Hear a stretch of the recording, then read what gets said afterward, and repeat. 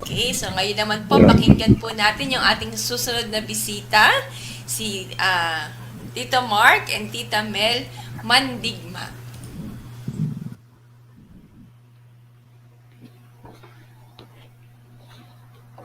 Opo, ang buhay OFW ay may ugnay ko sa buhay ni Ruth na hindi iniwan ng kanyang biyanan. Ngunit sa aking pagiging OFW, iniwan ko ang aking may bahay, ngunit muli kong binalikan. Nung una kong makita si Melinda, parang biglang lumitaw si Cupido. Tila nakita ko ang kanyang palaso na paparating sa puso ko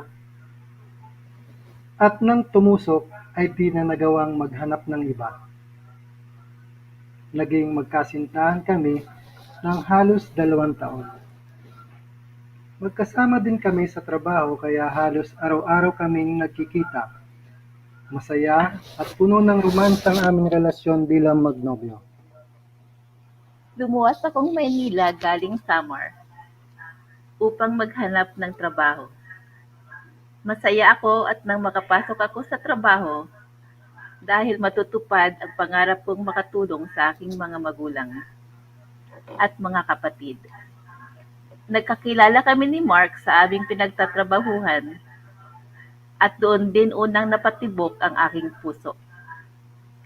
Bagaman isa akong inosenteng probinsyanang wala pang kamuwang-muwang sa pakipagnobyo, sa kanyang pagpupursige ay binigay ko ang aking matamis na oo nung kanyang kaarawan. Masaya man kami ni Melinda, laging namang ubos ang aking sweldo at nakakapangutang pa. Tuloy, nakakalimutan kong tumulong sa aking magulang. Dito ko naisip na mangibang bansa kahit habang magnobyo pa kami. Sa awa ng Diyos, natanggap ako patungong Jeddah, Saudi Arabia. Mabilis ang mga pangyayari at sa loob lang ng 3 buwan, nakaalis na ako. Taong 1993 yon. Naging malungkot at labis ang pangungulila ko sa pagbiyahe kong ito. Sadyang mahirap pala ang malayo sa iyong iniirog. Pinilit kong matapos ang aking kontrata upang ako'y makauwi. Habang nandun ako, nagplano na kami ni Melinda na magpakasal. Lahat ng kailangan ay aming inayos upang maidaos ang aming kasal sa pag-uwi ko habang nagbabakasyon at pagkatapos ay balik Saudi naman. December 16, 1995 nang magpakasal kami ni Melinda.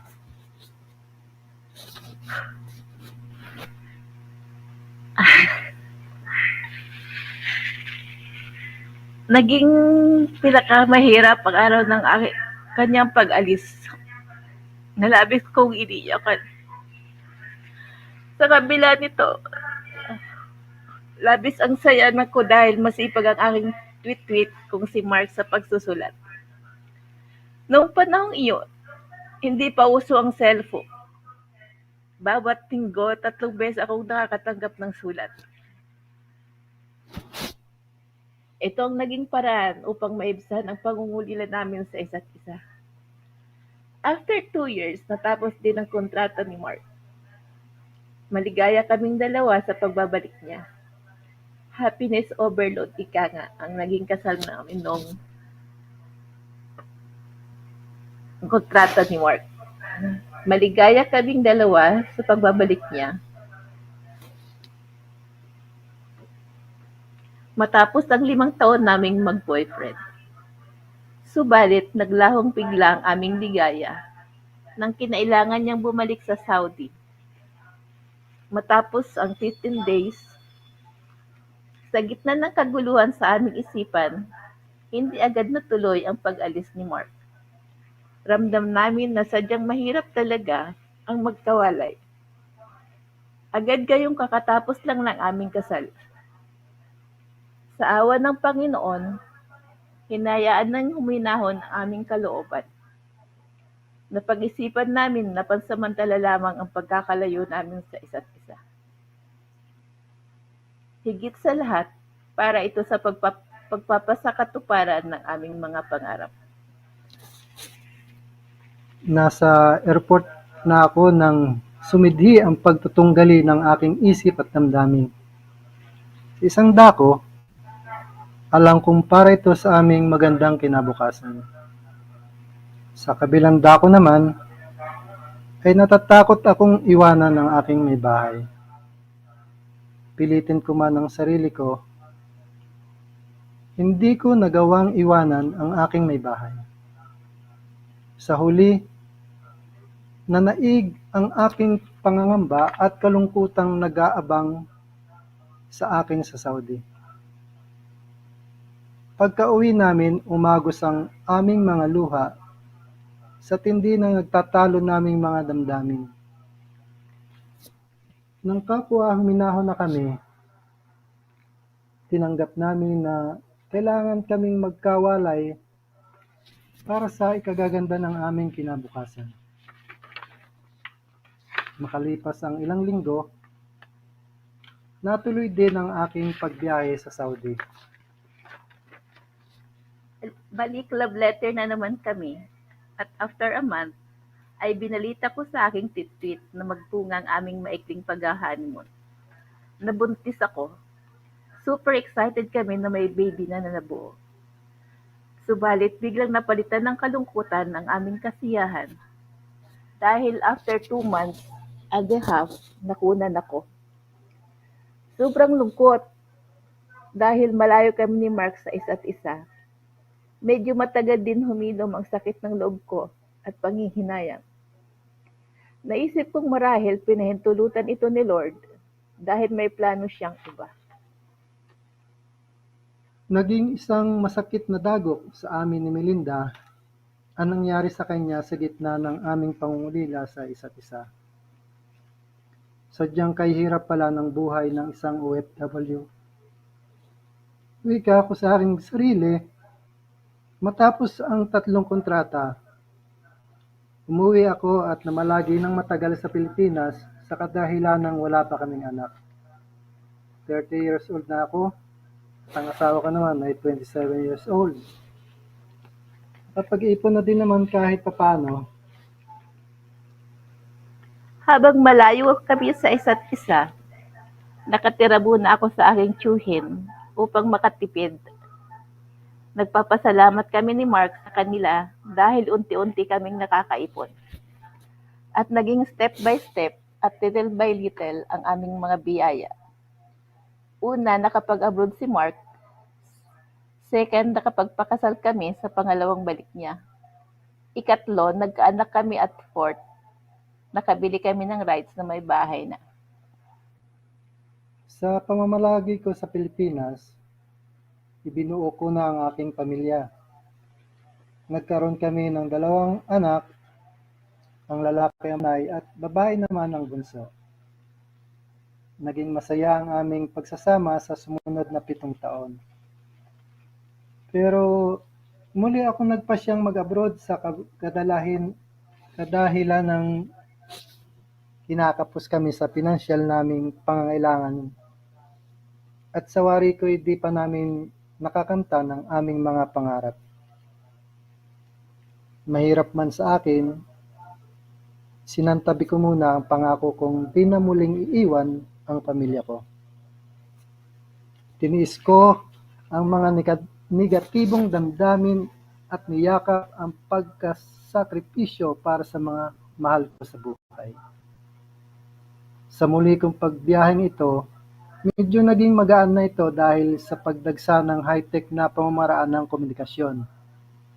Ang video call, madali ng message.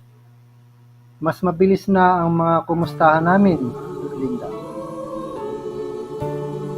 Di tulad ng dati na umaasa lang kami sa liham, hindi ko na malaya na naka9 na taon na ako sa muli kong pag-apo. Kaya nagpasya kami ni Sister White na mag-for good na akong mamalagi sa Pilipinas dahil napansin ko na tila malayo ang loob ng 2 naming anak sa akin. Naisip kong napapanahon na at kinakailangan na nila ang pag-aaruga ng isang tatay.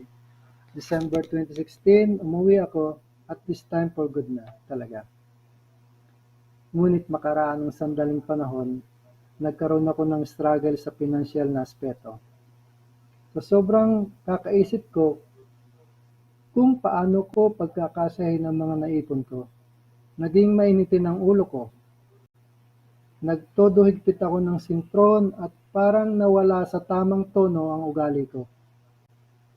Hindi ito nakalampas sa pansin ni Sister White. Mahinahon niya akong sinabihan na magdasal at lumapit sa Panginoon. Sa managing pag-uusap namin, natanto ko na tunay nga ang kabiyak ng puso ay ginagamit ng Diyos na instrumento upang maging katuwang din sa espiritual na aspeto.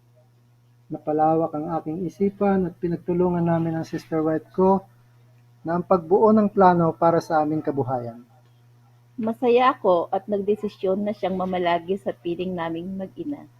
Nagsisilakihan ng aming mga anak at mahalaga para sa akin na maging matibay at malapit ang relasyon namin sa isa't isa.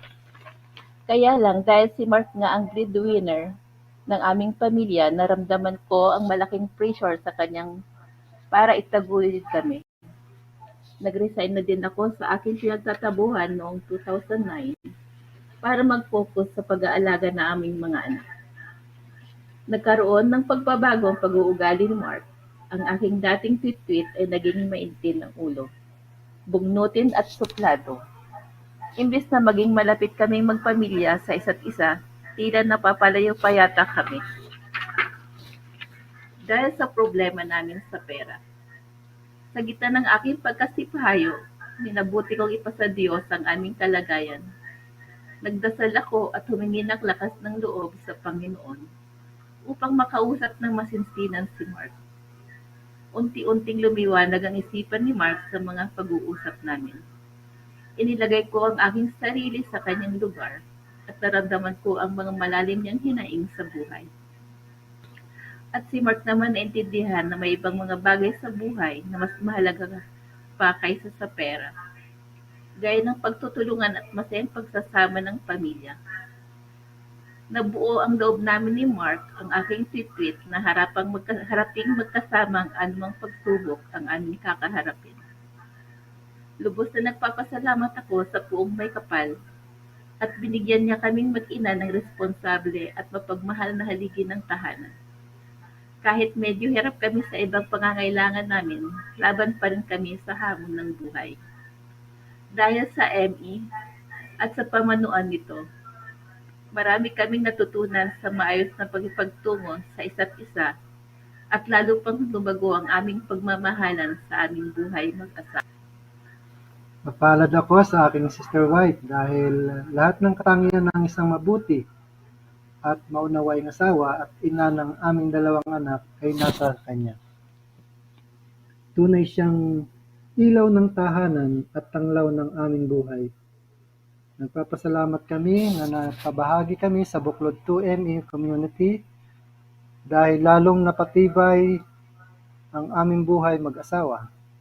Ang mga sigalot ay dagliang naayos dahil sa mga napulot naming magagandang katuroan sa ME Weekend Seminar, lalo na ang dialogue with mutual empathy.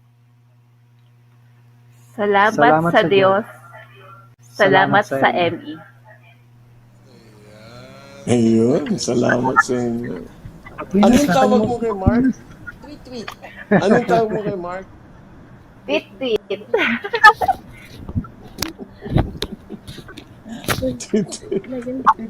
Bagay yun. Ipaliwanag mo kung bakit tit. Bakit daw? Bakit daw tweet? Bakit Tweet na tweet? Nung una po, sweetheart po yan eh. Nung nagsusulatan pa kami sa Saudi, Saudi. sweetheart po. Then nung habang tumatagal, parang yung sweetheart naging S-heart na lang. Kasi Okay. yung mamadali sa pagsusulat. Then nung nagkaroon po kami ng anak, Yun na, naging tweet-tweet kasi yung anak kong lalaki, hindi niya mabanggit yung sweetheart eh. Parang naririnig niya, tweet-tweet, kaya tweet-tweet na lang naging tawagan namin. Yeah. Ganun po naging Ang galing. istorya nun. Ang galing niya naman. Tweet na tweet ah. Tweet na tweet kayo eh. Thank you po, Tito Mark and Tita Mel Mandigma. Tito Geg, Tita Gi, marami na po tayong team couple. Yan. Oo, Ulitin po magaling. natin ang ating reflection questionnaire. How do you treat your in-laws? Parents-in-law or son or daughter-in-law? As the case may be. How do you feel about it? Paano mo itinatrato ang iyong biyanan o manugang? Ano ang damdamin mo tungkol dito? Yun.